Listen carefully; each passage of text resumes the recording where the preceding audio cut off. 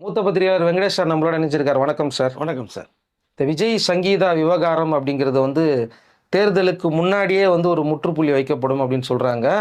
தேர்தலுக்கு பிறகு பார்த்தீங்கன்னா விஜய் சில முக்கியமான முடிவுகள் எடுக்க போகிற விஜய் சங்கீதா விவகாரத்தில் எடுக்க போகிறாங்க. அப்போ இப்போ பேசிக்கிட்டு இருக்க இந்த பிரச்சனைகள்லாம் இருக்குது பாருங்கள், அது டோட்டலாக வேறு மாதிரி மாறிடும்.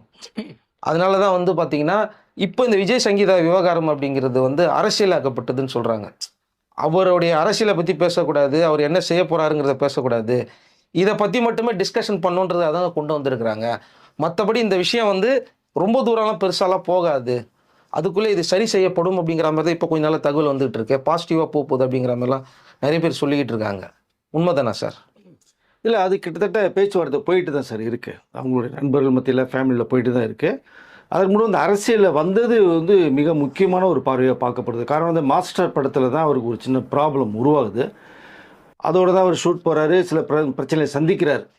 அப்போ அந்த மாஸ்டர் படத்தினுடைய ஃபர்ஸ்ட் ஷெட்யூலாம் முடிஞ்சு செகண்ட் ஷெட்யூலாம் வரும்போது ஒரு சின்ன பிரேக்கில் நிறைய அவருடைய நெருங்கிய வட்டாரத்துலேயும் சோசியல் இந்த வெல்ஃபேர்ஸ் அந்த நபர்களையும் அவர் கூப்பிட்டு உட்கார வச்சு வீட்லேயே உட்காந்து பேசுகிறாங்க.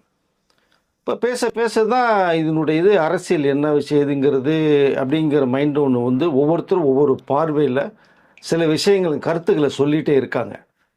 அப்போ தான் விஜய் ஆழமாக கேட்குறது அவர்களுக்கு ஒரு சின்ன டவுட்டு, இவ்வளோ விஷயங்கள் நீங்கள் பேச மாட்டேன், திடீர்னு பேசுகிற காரணம் என்ன அப்படிங்கும்போது தான், இல்லை அவர் கேட்குற கேள்விக்கு ஃபஸ்ட்டு நீங்கள் எல்லாமே எனக்கு கொஞ்சம் பதில் வேணும் நீங்கள் அப்படின்னு சொல்லி நிறைய விஷயங்களை விஜய் கேட்குறாரு. இப்போ கேட்கும்போது அவங்கள்ட்ட இந்த பதில்கள் எல்லாமே வந்துகிட்டே இருக்குது. அப்போ ஒரு கட்டத்துக்கு மேலே ஓகே, இப்போ நான் அரசியல் இறங்கலான்னு நினைக்கிறேன் அப்படிங்கிற கருத்தை கடைசியாக சொல்கிறார். அது எதிர்பார்க்கவே இல்லைங்க. சரி, அவருடைய ப்ராப்ளம், மாஸ்டர் ப்ராப்ளம், இந்த ப்ராப்ளம் சமூகத்தில் நடக்குதுங்கிற விஷயங்களை கன்வே பண்ண பார்த்தா, ஆனால் இதற்கு முன்பாக நடந்த நிறைய பிரச்சனைகளும் அதற்கு அப்புறம் தான் சொல்கிறார். தாட்ஸ் அப்போ இருந்தது, ஆனால் இப்போ இறுதியான முடிவுக்கு எடுக்கிறத நான் இருக்கேன், அதனால தான் உங்களை கூப்பிட்டு பேசினேன் அப்படிங்கும்போது இன்னொரு விஷயத்தை அவர் கேள்வி கேட்குறார். அப்போ நான் சினிமாவில் ஆக்ட் பண்ணிவிட்டு நான் அரசியலில் என்னுடைய பயணத்தை தொடரலாமா அப்படிங்கிற ஒரு விஷயத்தை அவங்க கேட்கும்போது தான் அவருடைய பாரு என்ன வருதுன்னா, நிறைய இதுக்கு பதில் சொன்னால் கூட இறுதியாக இதில் ஒட்டுமொத்தமாக ஒரு கருத்து வருது. சார், நீங்கள் சினிமாவில் ஆக்ட் பண்ணிகிட்டே இந்த அரசியலில் கவனம் செலுத்த முடியாது, மக்கள் சந்திப்புகள் உங்களுக்கு டைமிங் கிடைக்காது, இந்த அரசியல் இறங்கினா ரெண்டையுமே நீங்கள் பேச வேண்டியது வரும். அப்போ மற்றவர்கள் என்ன பேசுவாங்கன்னா, அரசியலில் சும்மா ஃபார்மாலிட்டியாக இறங்கியிருக்காரே தவிர அவருடைய பார்வை எல்லாமே சினிமா சம்மந்தப்பட்டதாக இருக்குது அப்படிங்கிற விஷயத்தை உங்களோட நடிகராக தான் பார்க்கப்படும், பேசப்படும். இல்லை, ரெண்டில் ஒரு முடிவு தான். ஒன்றும் வராமல் இருங்க, வந்துட்டீங்க அப்படின்னா சினிமாவை விட்டுட்டு நீ என்ன கமிட்மெண்ட்ஸ் வச்சுலாம் முடிச்சுட்டு ஃபுல் அரசியல்களை நீ இறங்குங்க அப்படிங்கிற விஷயம் சொல்லும் போது தான் அவர் இறுதியாக ஒரு முடிவு எடுக்கிறார். அப்போ இங்கே ஃபேமிலிக்குள்ளேயே சின்ன சின்ன இவர் அரசியலுக்குள்ளே வர்றே டிசைட் பண்ணதுக்கு பிறகு தான் ஃபேமிலியில் சின்ன சின்ன அப்படியே சில விஷயங்கள் பேசப்படுது. அந்த அரசியலில் வரணும் முடிவு எடுத்ததுக்கு பிறகு தான் ஃபேமிலி தரப்பில் நிறைய விஷயங்கள் பேசப்படுது. விஜய்கிட்ட வேண்டான்னு சொல்லப்படுது, ஒட்டுமொத்தமாக அவருடைய ஃபேமிலி சர்க்கிளில் சொல்கிறாங்க. ஆனால் விஜய் கேட்குற மேலே இல்லை, வேண்டாம், இதுக்கு மேலே நம்ம நிறைய தாண்டி வந்தாச்சு, இப்போ நம்ம இதுக்குள்ளே இறங்கி தான் ஆகணும் அப்படின்னு ஃபேமிலியில் நிறைய பிரச்சனைகள் வருது. நீ உள்ளே போயிட்டீங்கன்னா ஃபேமிலியில் வெளில இழுத்துருவாங்க, தேவையில்லாத விஷயங்கள் பேசப்படும், உங்களை ஒரு நிம்மதியெல்லாம் ஆக்குவாங்கங்கிற கருத்துக்கள் தான் விஜய் தரப்பில் சொல்லப்பட்ட ஒரு விஷயம் குடும்ப சார்பாக. இப்போ அதெல்லாம் மீறி வேண்டான்னு சொல்லிட்டு அரசியலுக்குள்ள உள்ளே வர்றாரு. அதுக்கடையில் 2 படம் கமிட் பண்ணார் பேச்சுவார்த்தையில். அதை முடிச்சு கொடுத்துட்டு வர்றது தான், முடிச்சு கொடுத்து ஃபைனல் பண்ணார். அப்போ தான் 2024 பிப்ரவரியில் நான் அரசியல் வச்சு ஆரம்பிக்கிறேங்கிற ஒரு விஷயத்தை சொல்லி தான் தமிழக வெற்றி கழகம் ஆரம்பித்து போய்கிட்டு இருக்கு. ஃபஸ்ட்டு மாநாடு விக்கிரவாண்டியில் பண்ணுறேங்கிறார். எடுத்தோடனே ஒரு மாநாடுங்கிறது சாதாரண விஷயம் கிடையாது. ஊருக்கு பொதுக்கூட்டம் போடலாம், சந்திக்கலாமே தவிர மாநாடுக்கு எந்த அளவுக்கு வரும்? என்ன விஜய் அரசியல் இருந்த நடிகர் அவ்வளோதான், பெருசாக என்னத்தை பார்க்க போகிறாங்க, செய்ய போகிறாங்கன்னா அசால்ட்டாக இருந்துட்டாங்க எல்லா பேருமே. அந்த விக்கிரவாண்டி மாநாட்டில் தான் அவருடைய வாய்ஸ் என்னங்கிறத மற்ற அரசியல் கட்சி தலைவர்களுக்கு சொன்னார், காமிச்சார். மக்களுடைய கூட்டத்தை காமிச்சார், மக்களுடைய ஆதரவை காமிச்சார், குறிப்பாக பெண்களுடைய ஆதரவு நிறைவேறதை காமிச்சார். அப்போ தான் விஜயை சாதாரணமாக இடம் போட முடியாது அப்படிங்கிற அளவுக்கு தான் ஒரு முடிவுக்கு வர்றாங்க. அந்த விக்கிரவாண்டி மாநாடு தான் அவருடைய அரசியல் பயணத்துக்கு தலையெழுத்தையே மாற்றி விடுச்சுன்னு சொல்ல முடியும் நம்ம இதை. பட் எல்லாருடைய எதிர்பார்ப்புமே வேறு மாதிரி இருந்தது. ஆனால் நீங்கள் நினைக்கிற விஜய் எனக்கு கிடையாது அப்படின்னு நான் இங்கே ப்ரூவ் பண்ணார். அரசியல் பயணம் களத்தில் இறங்குது. அப்போது எப்பயுமே ஒருத்தர் சென்டர் வந்தாங்கன்னா அவர் அடித்து காலி பண்ணுங்கிற தாட்ஸ் இருக்கும். அப்போ விஜய் எந்த இதில் இந்த மக்களுடைய ஆதரவு குறைக்கலாம், பெண்கள் அதை கம்மி பண்ணலாம் அப்படிங்கும்போது தான் அவளும் ஒரு பக்கம் வந்து அரசியல் காய் நகர்த்துற வேலைகள் இருக்குது, அதை அப்படியே மூவ் பண்ணி கொண்டு போகிறாங்க. வந்து இங்கே அடுத்து அப்படியே வர்றாரு, நிறைய ஊர்களுக்கு பரப்புரைன்ட்டு போகிறாங்க. 2வது மாநாடு மதுரையில் ஒன்று போட்டார். அதுதான் வந்து ஹைலைட்டாக பார்க்கப்படுது. ஃபஸ்ட்டு போட்டார், செகண்டில் ப்ரூவ் பண்ணாருன்னு தான் சொல்ல முடியும். நம்ம மதுரை மக்களோட அவ்வளோ க்ரௌட் ஆதரவு வந்து சரி இதுக்கு மேலே விஜய் வளரக்கூடாதுங்கிற அளவுக்கு ஒரு முடிவும் எடுக்கப்படுது. அப்போது இந்த விஷயங்கள் நடந்து போயிட்டு இருக்கும்போது தான் ஓகே இனி விஜய் வளரக்கூடாது விடக்கூடாதுங்கிற ஒரு நோக்கத்தில் வரும்போது தான் திடீர்னு பார்த்தா, ஏன்னா ஒரு சம்பவம் 5 ரூபா நடக்குதுன்னு சொல்கிறாங்க, அதுக்குள்ளே போய்கிட்டு இருக்கு, வீட்டுக்குள்ளே போயிட்டு இருக்கிற விஷயம். பட் இங்கே எதை ஒரு விஷயத்தை ஹைலைட்டாக மக்கள்கிட்ட தெளிவுபடுத்தணும்னா, அந்த பெண்கள் அதாவது மக்கள் அதாவது விஜய் மேலே அந்த கிரேஸ் இறங்குங்கிற ஒரு விஷயத்தை டார்கெட் பண்ணுறாங்க. அப்போ தான் இந்த குடும்ப பிரச்சனை, விவாகரத்து பிரச்சனை அப்படிங்கிற ஒரு விஷயம் வந்து திடீர்னு வெளில வருது. அப்போ தான் எல்லா பேரையுமே பேச ஆரம்பிக்கிறாங்க. அதுதான் மற்றவர்களுடைய குறிக்கோள், விஜய் இறக்கணுங்கிறது. ஏன்னா 5 வருஷம் நடக்கின்றதை முன்னாடியே தீர்த்து வச்சுட்டு வந்திருக்கலாம், விஜயை முடிவு பண்ணிட்டு வந்திருக்கிற விஷயங்கள் நிறைய பேசப்பட்டுச்சு. இப்போ அதை ஒரு பெருசாக எடுத்துக்கல. குடும்ப பிரச்சனை நம்ம இப்போ அதானே சொல்கிறேன், நான் பார்த்துக்கிறேன்னு சொல்கிறேன். அதை வெளியில் வராது, நம்ம பார்த்துக்குவோம், போக போக சரி பண்ணிக்குவோன்ற அந்த ஒரு மைண்ட் செட்டில் அவர் இருந்தார். ஆனால் இது அரசியல் பார்வையாக அந்த விவாகரத்து அப்ளை செய்யப்பட்ட மனு வெளியில் வருது. இதுதான் விஜய்க்கு பயங்கரமான ஒரு ஒரு டென்ஷனை கிரியேட் பண்ணுறது. எப்படி இது வெளில வந்தது? வீட்டுக்குள்ளேயே பேசுகிற ஒரு விஷயம் வெளில போகுது. ஏன் எலெக்ஷனுக்கு முன்னாடி 2-3 மாதத்துக்கு முன்னாடி ரிலீஸ் பண்ணணும், முன்னாடியே பண்ணியிருக்கலாம். இந்த விஷயங்கள்லாம் நிறைய பேர் பேசப்பட்ட தகவல் இருக்குது, நம்மளும் சொல்லியிருக்கோம். பட் இங்கே இவர் வந்து அதாவது இந்த ஃபேமிலியிலே சரியில்லை, தமிழ்நாட்டுக்கு என்ன பண்ணுவாருன்ற அந்த ஒரு லீடை கையில் எடுக்கிறாங்க. ஆனால் அது கொஞ்சம் அப்படியே கடந்து போகுது. இது மக்கள் மத்தியில் செல்வாக்கு விஜயை குறைக்கணுன்ற ஒரு டார்கெட்டில் போகிறாங்க ஒரு பக்கம். இந்த பக்கம் நான் பார்த்துக்கிறேன் அப்படிங்கிற விஷயத்த மக்களுக்கு தெளிவுபடுத்துகிறாரு. இந்த இப்போ அரசியல் பயணத்தில் மக்களுடைய ஆதரவு நிறையா இருந்ததுனால இந்த விஷயத்தை எப்படி குறைக்கணுங்கிற ஒரு டார்கெட்டில் போனோம். இந்த மனு வெளில வரும்போது தான் விஜய் தரப்பில் வந்து எமோஷனல் ஆகி அவங்களோட அட்வொகேட்டை வச்சு ஒரு ஆர்டிஐ மனு ஒன்று போட்டாங்க. இந்த மனு எப்படி வெளில வந்தது, இது எங்களுக்கு அந்த தகவல் எங்களுக்கு வேணும் அப்படிங்கிற தரப்பில் சொல்லும் போது தான் செங்கல்பட்டு நீதிமன்றம் வந்து ஒரு விளக்கத்தை கொடுக்குறாங்க. இந்த மனு அவங்களோட மன்றத்திலேருந்து வெளியில் வரல, வந்திருந்ததுன்னா எங்களுடைய சீல் இருந்திருக்கும், கிடையாது. ஆனால் இது சம்பந்தமாக அந்த நபரும் எங்ககிட்ட ஒரு புகார் ஒன்றும் தெரிவிக்கலை அப்படிங்கிற விஷயத்தை கன்வே பண்ணி முடிக்கிறாங்க. அப்போது இந்த மனு எப்படி வந்தது அப்படிங்கிற விஷயந்தான் காரணம். மீண்டும் சொல்லிக்கிறதா, இந்த பெண்கள் ஆதரவை குறைக்கணுங்கிற ஒரே கண்ணோட்டத்தோட அந்த வெளியே விட்டது இதை. ஸோ இது ஒரு ரீசன். இங்கே வந்து என்னுடைய பார்வை என்ன தெரியுதுன்னா, குறிப்பாக இந்த மனு வெளியே வந்ததுக்கு பிறகு விஜய் தரப்பில் ஒன்று சொல்லியிருக்காங்க. ஆனால் பட் இங்கே மற்ற அரசியல் கட்சி தலைவர்கள் வந்து அந்த விஜயோடைய அந்த பேரும்புகளை கெடுக்கிற ஒரே நோக்கத்தில் தான் இந்த மனுவை வெளியே வந்தது மாதிரி தான் நான் நினைக்கிறேன். பட் எல்லாரோட பார்வையும் அப்படி தான் இருக்குது. ஆனால் இங்கே விஜய் அவர் பேசின பேச்சுகள், அறிக்கைகள் நிறைய கொடுத்தாங்க, மகளிர் தினத்துக்கு முன்னாடி கொடுத்த விஷயங்கள். இனி மக்கள்கிட்ட கேட்ட அறிக்கைகள் நிறைய எடுத்து வச்சுருக்காங்க. இந்த வரக்கூடிய பிரச்சார தினத்தில் தான் அதை வெளியில் அவர் பேசப்படுற மக்கள் சந்திப்பில் இது விஷயங்கள், இது சம்மந்தமாக எதுவுமே மக்கள்கிட்ட போய் ரீச் ஆகிடக்கூடாதுங்கிற ஒரே நோக்கத்தின் அடிப்படையில் தான் இந்த மேட்டரை எடுத்து விட்டு மக்கள் மத்தியில் ஒரு குழப்பத்தை ஏற்படுத்தணும் தான் அவங்களுடைய அந்த ஒரு தாட்ஸே இருக்குது. பட் இங்கே எதையுமே ஒரு விஷயத்தை அட்வொகேட் மூலமாக தெரிவிச்சிட்டார், நான் பார்த்துக்கிறேன்ட்டார். ஆனால் இனி அடுத்தவருடைய விஜயுடைய பார்வை இந்த வரக்கூடிய நாட்களில் மக்கள் சந்திச்சு என்னென்ன சொல்லணும், என்னென்ன அறிக்கைகள் பண்ணணும், என்ன செய்யப்படுங்கிற அந்த நோக்கத்தில் இருக்குது. இவர்களுடையது அவரை குறைக்கணும். பட் இவருடைய பயணம் நான் மக்களை போய் சந்தித்து என்ன பண்ணணும். மக்கள் யாருமே டிஸ்கஷன் பண்ணக்கூடாது விஜயை பற்றி.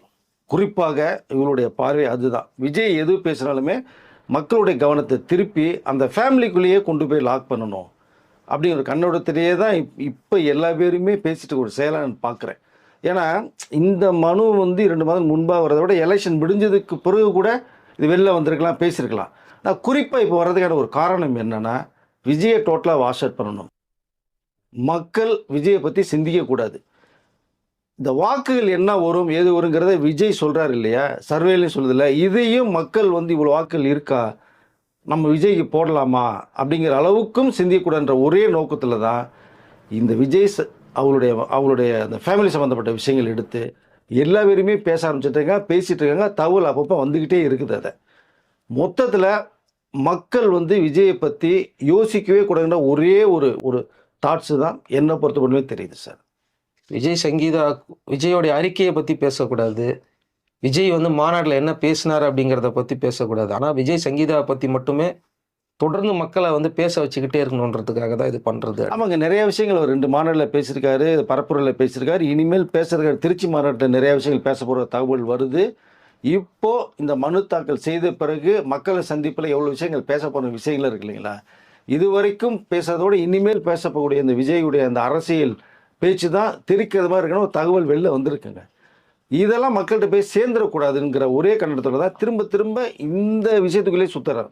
அதனால தான் டெய்லி விஜய் சங்கீதா ஒரு வீடியோ வந்துடுது கம்பல்சரி. ஏதாவது ஒன்று வந்துட்டு இருக்கு, யாராவது உட்காந்து ஒரு விஷயத்தை சொல்லிட்டு தான் இருக்காங்க. அதை பட் இதை கடந்து போகணுங்கிறது விஜயோடைய எண்ணம்.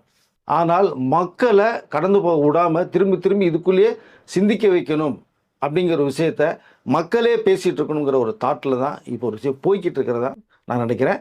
ஆனால் இப்போது அவருடைய மக்கள் சந்திப்பு நாளை மறுலேருந்து ஸ்டார்ட் ஆகுது. இதற்கு பிறகு நீங்கள் பார்க்க போகிற விஜய் வேறு மாதிரி இருக்கும். மக்களும் வேறு விஜயை கண்டிப்பாக பார்ப்பாங்க. அவருடைய பேச்சும் வேறு மாதிரி இருக்கும். அதான் பெண்கள் கிட்ட கேட்கும்போது கூட அதுதான் சொன்னாங்க, வீட்லேயும் அவருக்கு ப்ரெஷர் வருது. இல்லை, அதான் நிறைய பிரச்சனை ஓடிக்கிட்டு இருக்கு. அரசியலுக்குள்ளே வந்துட்டார், அரசியலுடைய பார்வையார் இருக்குது. அவர் எப்படிங்கிறத பார்க்கலான்னா திரும்ப திரும்ப நீங்கள் அந்த விஷயத்துக்குள்ளேயே சுற்றி விஜய் அடிச்சிட்ருக்காங்க. ஒரு பக்கம் அடித்தா பரவாயில்ல, 4 பக்கம் அடிக்கிறாங்க அப்படிங்கிறத மக்களுடைய தாட்ஸாக தான் இருக்குது. என்னை பொறுத்த புரிஞ்சுக்கிட்டாங்க. இது அரசியல் வந்தால் நிறைய பேருக்கு இந்த மாதிரி தாக்குதல் வரதான் செய்யும்.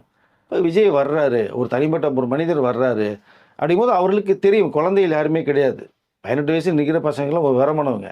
அவர்களே பேசும்போது ஒரு 30-40 பேச மாட்டாங்க. உங்களுக்கு 50 வயசு உள்ள பெண்களுமே விஜய்க்கு ஆதரவாக இருக்குது. இப்போ அதை இல்லை என்ன சொன்னாலுமே எலெக்ஷனில் எங்களுடைய வாக்குகள் எங்கள் அண்ணா விஜய்க்கு தான் அப்படின்ற ஒரு தகவலை தான் இப்போதைக்கு வரைக்கும் மக்கள் சொல்லிகிட்டு இருக்காங்க சார். அதே மாதிரி அவர் எல்லா இடங்கள்லையும் இந்த எலெக்ஷனுக்கு அப்புறமா கூட பல விஷயங்களை தாக்கி அட்டாக் பண்ணி பேசிக்கிறார். எங்கேயுமே சங்கீதா குறித்து ஒரு வார்த்தை கூட தவறாக பேசலை. இவரும் பேசலை, அவங்களும் பேசலை.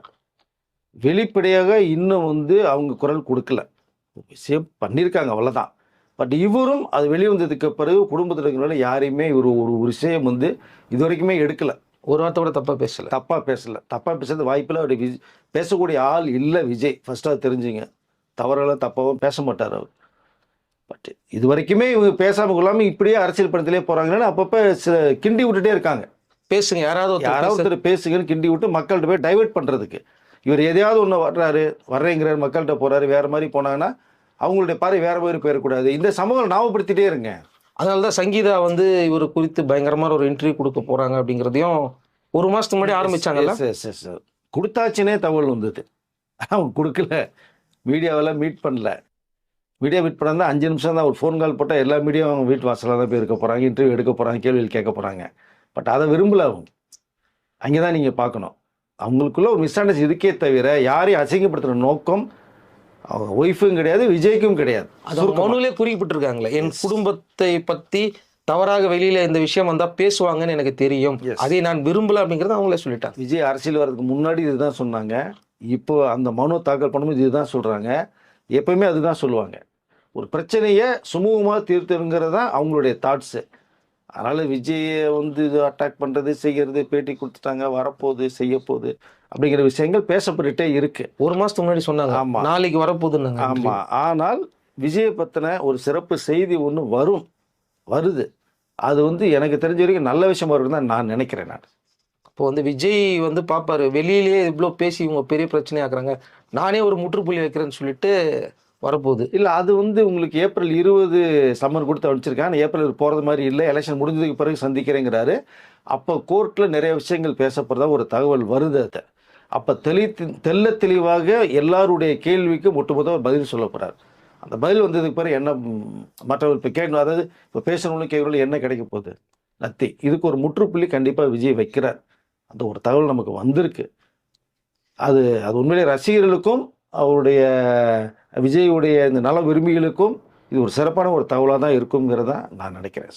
கண்டிப்பாக, ஏன்னா பசங்க இருக்காங்க, எல்லாருமே நடக்கிற பேச்சுவார்த்தைகள் எல்லாமே பசங்களை பேஸ் பண்ணி தான் போகிறதா பார்த்துட்டு தானே எல்லா பேரும் பார்த்துட்டு தானே இருக்காங்க. இதெல்லாம் வருன்றதுனால தான் எல்லா பேருமே வேணான்னு விஜயை தடுத்து பார்த்தாங்க. வேண்டாம், உங்களுக்கு சினிமாவே உங்களுக்கு மிகப்பெரிய இடம் கொடுத்துருக்கு, மக்கள் கொடுத்து வச்சுருக்காங்க, இதன் மூலமாக உங்களால் என்ன முடியுமோ நீங்கள் மக்களுக்கு செய்யுங்கன்னு தான் சொல்லப்பட்ட ஒரு விஷயம். அது நிறையா பண்ணியிருக்காரு, வேறு சும்மா சொல்லக்கூடாது, எவ்வளோ விஷயங்கள் பண்ணியிருக்காரு. பட் இருந்தாலும் கொஞ்சம் வந்துட்டோம்னா நிறைய மக்களுக்கு நாட்டுக்கு பண்ணலாமேன்னு ஆசைப்பட்டார். அந்த ஆசைப்பட்டது ஒரு தவறு தான். இப்போ மற்றவர்கள் எல்லாம் அவருடைய பார்வை இருக்குது. ஒரு மனிதன் செய்யணும்னு நினைக்கிறது தவறு கிடையாது. பெரிய அளவில் நினைக்கணும்னு ஆசைப்படுறாரு. இந்த என்னை வாழ வச்ச தமிழ்நாட்டுக்கு தமிழ் மக்களுக்குன்னு சொல்கிறாரு. அதுதான் இன்னும் இருக்கக்கூடிய 33 வருடங்கள் உங்களுக்காக நான் வாழ போகிறேன்னு சொன்னார். சொன்னதான் தப்பா போச்சு. அதுதான் தப்பா. நல்லது நினைக்கிறது ஒரு தவறா? அதுதான் என்னுடைய கேள்வி. நம்ம என்ன சொல்றோம்னா, வரட்டும், அரசியலுக்கு வரட்டும், அவர் அந்த அரசியல் செஞ்சதுக்கு பிறகு அதுல ஏதாவது குறை இருந்ததுன்னா அதை பத்தி அது நம்ம பேசலாம். மக்களே வேணாம்னு சொல்லிடுவாங்க சார். நீங்க சொல்ல வேண்டியதே இல்லை, நாமும் சொல்ல வேண்டியது இல்லை. மக்களே தூக்கி உட்கார வைப்பாங்க, டக்குன்னு இறக்கி விட்டு போயிட்டே இருப்பாங்க. அதுதான். ஆனா வரவே இல்லை. இனி என்னன்னே தெரியாது. இன்னும் மனுவே கொடுக்கவே இல்லை. மனு கொடுக்கறதுக்கு முன்னாடியே நீ வரக்கூடாதுன்னு ஃபேமிலியை வச்சு ஒரு ப்ரெஷரு. இப்போ நிறைய படம் போய்கிட்டு இருக்கு. இப்போ நிறைய இப்போ பார்த்துட்டு தான் இருப்பாங்க. விஜய் இனிமேல் எந்த தொகுதியில் நிற்க போகிறான்ற விஷயங்கள் பேசப்பட்டு இப்போ கிட்டத்தட்ட ஒரு தொகுதி கன்ஃபார்ம் ஆகிடுச்சு. அங்கே கூட அவரால் போய் மக்கள் சந்திப்பது நடத்த முடியாமல் இருக்குது. நிறைய விஷயங்கள் நடக்கும், வரும். இதையும் தாண்டி மக்கள்கிட்ட போய் தன்னுடைய மனசில் இருக்கிற அந்த நல்ல விஷயங்களையும், நான் பாதிக்கப்பட்ட விஷயங்களையும் இனிமேல் தெளிவாக பேச போகிறார். இதுதான் அவருக்கு ஓட்டாக மாறதான வாய்ப்புகள் நிறைய இருக்குங்கிறது தான் வந்த ஒரு தகவல். இதை பற்றி பேசிடக்கூடாதுன்றதுக்காக இவ்வளோ முட்டுக்கட்டியா? ஆனால் இருந்தாலும் பேசுகிறார். மக்கள் போய் எந்த ஏரியாவில் போகிறாரு, அதுக்கு வேண்டிய முறைப்படி அனுமதியும் உங்களுக்கு வாங்கிட்டாங்க. ப்ரொசீஜர் என்னென்ன சொல்கிறீங்களோ, காவல்துறை என்ன சொல்லுதோ, தேர்தல் என்ன சொல்லுதோ, அது எல்லாமே ப்ரொசீஜர் தான் பண்ணிட்டு போகிறாங்க. ஆனாலும் போக விடாமல் ஸ்பீட் பிரேக் நிறையா வந்துக்கிட்டே இருக்குது. ஏன்னா இந்த முறை ஃபேமிலியை பற்றி நிறைய பேசுறதுக்கான வாய்ப்புகள்லாம் இருக்குதுன்னு சொல்கிறாங்க. நேரடியாகவே மக்களுக்கு ஒரு தெளிவு கொடுத்துட்டா தெளிவாயிருவாங்க. கண்டிப்பாக. அது இப்போ எல்லா கட்சியிலுமே இந்த பரப்புரையில் போகிறாங்க. போகும்போது விஜய் சம்பந்தப்பட்ட சில விஷயங்களும் அந்த கட்சி தலைவர்கள் பேசாட்டையும், பட் அவருடைய இந்த பேசிக் தொண்டர்கள், மேடை பேச்சாளர்கள் அவர்கள் இழுப்பாங்க. கண்டிப்பாக அடித்து ஒரு மாதிரி பண்ணுவாங்க, பேசதான் செய்வாங்க. இதையும் தாண்டி விஜய் வருவார். மக்களுக்கும் புரியும் யார் என்ன பேசுகிறாங்க, என்ன செய்கிறாங்கிறது தெரியும் இல்லையா? பட் இதை தாண்டி மக்கள்கிட்ட போகிறாரு. இதெல்லாம் விஜய்க்கு மிகப்பெரிய ஒரு ப்ளஸ்ஸாக தான் அமையும் தான் நான் நினைக்கிறேன். இது எப்படி இருந்தாலும் கடைசியில் ஒரு நல்ல விஷயம் நடக்குதுன்னா வீட்டில் இருக்கிற பசங்களாலே ஒரு டேர்னிங் பாயிண்ட் வரும் அப்படின்னு நம்ம எதிர்பார்க்கலாம். கண்டிப்பாக. ஸோ நம்ம இப்படி வேணால் எடுத்துக்கலாம். அவங்க ஃபேமிலியில் இருக்கிற பசங்களே இவங்க 2 பேருக்குமே ஒரு பாசிட்டிவான ஒரு நியூஸாக மாற்றி கொடுத்துருவாங்க அப்படிங்கிற மாதிரி தான் போயிட்டுருக்கு. இல்லை சார், பிரச்சனை வந்துருச்சு, ஓகேங்க. அதெல்லாம் மாறி போகிறதுக்கு வாய்ப்புகள் நிறையா இருக்குங்க. எல்லாருமே 4 பேருமே 4 மூலையில் இருக்காங்க. 4 பேர் ஒன்றா சந்திக்கிற இந்த சமயம் பெரிய ஒரு திருப்பம் ஏற்படும். கண்டிப்பாக அது மக்களும் உணர்வார்கள். கண்டிப்பாக இதெல்லாம் தாண்டி தான் மக்களும் வந்துட்டு இருக்காங்க. இண்டஸ்ட்ரியிலே அந்த மாதிரி நிறைய பேர் ஒரு 3-4 வருஷம் 5 வருஷம் கேப் இருந்தவங்க திரும்பவும் ரீயூனிட் ஆயிருக்கிறாங்க. நிறைய பேரை நம்ம பார்த்துருக்குறோம். அப்படி நடக்கிறதுக்கு வாய்ப்புகள் நிறையா இருக்குது. கண்டிப்பாக நடந்ததுன்னா ரசிகர்கள் ரொம்ப சந்தோஷப்படுவாங்க, மக்கள் சந்தோஷப்படுவாங்க. குறிப்பாக விஜய் குடும்பத்தில் அத்தனை பேருமே சந்தோஷப்படுவாங்க நான் நினைக்கிறேன். ஸோ நல்லது நடக்கட்டும், அவர் சொல்கிறதான். ஸோ கான்ஃபிடண்ட்டாக இருங்க, நல்லதே நடக்கும், வெற்றி நிச்சயம்னு சொல்கிறார்ல எண்டில், அதே தான் நம்மளும் சொல்லிக்கிறோம். ஸோ கான்ஃபிடண்ட்டாக இருங்க, விஜய்க்கு நல்லதே நடக்கும் அப்படிங்கிறத நான் சொல்லிக்கல விரும்புகிறேன் சார். அவரும் எல்லா இடத்துலையும் சொல்கிறாரு, எந்த இடத்துலையும் நான் உங்களை மற்றவங்க உங்களை விமர்சனம் பண்ணுற அளவுக்கு விட மாட்டேன், கவலைப்படாதீங்க. எஸ், அதை நான் பார்த்துக்கிறேன் அப்படின்னு சொல்லும் போதே நான் உங்களுக்கு நீங்கள் நினைக்கிற மாதிரி நெகட்டிவிட்டியாக நான் எதுவும் செய்ய மாட்டேன், எஸ், என்னை பற்றி இனிமேல் வராது அப்படிங்கிறத அவர் கன்ஃபார்ம் பண்ணார். அதுதான் தன்னை அடிக்கிறதுக்கு பேசாமல் இருந்தார். தன்னை விரும்புகிற மக்கள்கிட்ட ஒரு டக்குன்னு ஒரு குரல் பேசும்போது உடனடியாக தடாலடியாக டிஜிபி ஆஃபீஸுக்கு போயிட்டு ஒரு விஷயத்த நீங்கள் பார்த்துருப்பீங்க. இப்போ அதை இல்லை, என்ன விரும்புகிற மக்களுக்கு ஒரு கஷ்டம் அப்படின்னா கண்டிப்பாக நான் இறங்கி பண்ணுவேங்கிறது தான் அவருடைய ஒரு தாட்ஸாக இருக்குது. பட் பார்க்கலாம், போக போக அந்த மக்கள் சந்திப்பு வரும்போது மக்களை என்ன செய்யுங்க நம்ம பார்க்கலாம் சார். கண்டிப்பாக இது ஒரு ஹாப்பியான ஒரு நியூஸாக தான் இருக்கும். ஏன்னா நிறைய பேர் கேட்டுருந்தாங்க என்ன தான் போயிட்டுருக்கோம் 2 பேர் ஒரு விஷயம் அப்படின்னு சொன்னப்போ தான் நம்மளுக்கு சொல்கிறாங்க, விஜயும் சங்கீதா குறித்து எங்கேயுமே அடித்து பேசலைங்க, அந்த ஒருத்தலைன்றதை கூட வேற மாதிரி ஆகிட்டாங்க. இல்லை, அது சொன்னது என்னன்னா அவருடைய தாட்ஸ் வேற மாதிரி சொன்னது. ஆமாம், எனக்கு நிறைய பிரச்சனை இருக்குதுங்க, ஆமாம், நம்மளுக்கு இந்த பிரச்சனை முக்கியம், அதை நீங்கள் ஒருத்தா எடுத்துக்காதீங்க அப்படின்னு தான் சொன்னார். அந்த விஷயத்த மக்கள் நீங்கள் ஒரு பெரிய ஒருத்தர் நினைக்காத, ஒருத்தர் இல்லாத ஒரு விஷயங்கிற மாதிரி சொன்னார். தன்னை அடிக்கிறத என்னை பத்தி பேசுறத அவங்க நீங்க ஒருத்தா நினைக்காதீங்க சொன்னாங்க. சங்கீதா பேரே அவரு சொல்ல கிடையாது. சொல்லப்பட்ட அந்த நேரத்தில் சொன்னது வேற நோக்கத்தோட, எடுத்துக்கொள்ளப்பட்டது வேற நோக்கத்தோட. அதனால விஜய் எது பேசினாலுமே அவருக்கு இதை திருப்பி விடுறதுல தான் எல்லாமே இருப்பாங்களே தவிர, இது கரெக்டாக விஜய் பேசியிருக்காரு, பாசிட்டிவாக பேசியிருக்காருன்னு எடுத்து சொல்றதுக்கு ஆள் கிடையாது. பட் நீங்கள் விலாவாரியாக போறீங்கன்னா அதனுடைய டீட்டெயில் நீங்கள் அந்த விஜய் அன்றைக்கு பேசுனதை ஃபுல்லாக கேட்டிங்கன்னா உங்களுக்கு தெரியும். நீ கூட ரிப்போர்ட்டர்ஸ்லாம் நிறைய பேர் கேட்டிருக்காங்க, ஏன் அவருக்கு மட்டும் இவ்வளோ பிரச்சனையை கொடுக்குறாங்க அப்படிங்கிற மாதிரி இன்றைக்கும் நிறைய ரிப்போர்ட்டர்ஸ்லாம் பேச ஆரம்பிச்சிட்டாங்க. ஆக்சுவலாக மக்களை சந்திக்கிறது கூட ஏன் இவ்வளோ தடை பண்ணுறீங்க, ஏன் அப்போது இந்த மாதிரியான நியூஸ்களுக்கும் இதுக்கு பின்னாடி ஒரு விஷயம் இருக்குது. இருக்குல்ல, இந்த விவாகரத்துக்கு பின்னாடியும் இந்த ஒரு ஒரு விஷயம் ஒளிஞ்சிருக்கு. கண்டிப்பாக இருக்கு. கொடுக்குற ப்ரெஷரில் மனுஷன் ஓடிடணும். அவ்வளோ ப்ரெஷர் கொடுக்கணும்னா, ஆனால் எவ்வளோ ப்ரெஷர் கொடுத்தாலும் வந்துக்கிட்டே தான் இருக்காப்புல. ஆனால் இவ்வளோ அழுத்தங்கள் வந்து நானும் கேள்வி தெரிந்த வரைக்குமே சினிமா நடிகர்கள் எம்ஜிஆர் அவர்கள் வந்தாங்க, அழுத்தம் கொடுக்கப்பட்டுச்சு அவருக்கும். பட் இந்த அழுத்தம்னா கிடையாதுன்னு நினைக்கிறேன். கேப்டன் விஜயகாந்துக்கும் அழுத்தம் கொடுக்கப்பட்டது. பட் அதெல்லாம் மீறி 2 பேர்த்துக்கும் கொடுக்கப்பட்ட அழுத்தம் சேர்த்து இவருக்கு சேர்த்து ஒரு 3 மடங்கு அதிகமாக ஒரு அழுத்தம் தரப்படுதுன்னு தான் நினைக்கிறேன். பட் எல்லாம் வரதான் சார் செய்யும். ஒரு இலக்கிய நோக்கி நம்ம போகும்போது தாண்டி தான் சார் போகணும் நீங்கள். அதனால் கண்டிப்பாக விஜய் தாண்டி போவார்னு தான் நினைக்கிறேன். தாண்டி போய்கிட்டு தான் இருக்கார். பார்ப்போம். ஸோ ஏப்ரல் 23 ஸோ நெருங்கி வந்துட்டு தான் இருக்குது. மக்கள் சந்திப்பில் இன்னைக்கு என்ன பேச போகிறாருங்கிற விஷயங்களை பொறுத்து தான் மக்களுடைய ஆதரவு இன்னும் எந்த அளவுக்கு பெறுங்கிறத மற்றவர்கள் பார்வைக்கு தெரியும். ஓகே சார், இன்னொரு விஷயமும் இப்போ தற்சமயத்துக்கு முன்னாடி நம்ம கேள்விப்பட்டோம். அதுவும் கொஞ்சம் பர்சனலாக தான் போயிட்டுருக்கு. அது என்னங்கிறத நெக்ஸ்ட் வீடியோவில் பார்க்கலாம். கண்டிப்பாக சார். நன்றி சார். நன்றி சார்.